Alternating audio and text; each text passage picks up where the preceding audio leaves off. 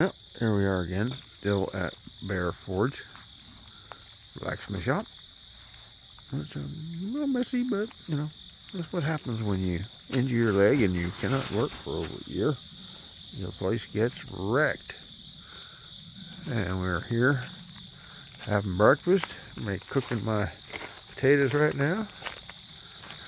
Rig's working great. The other day though, I pulled the tarp up because I thought the rain was done. Left the screens open, and you can see I'm cooking my taters, and they're pretty much looking done. Turn down a little more because the potatoes themselves felt a little bit on the hard side earlier. Everything's working out well. Dog's up in there sleeping. Timmy! As you can see, my mascot is with me. Oh, speaking of mascot, I have to get Sharky in here. I got my land shark.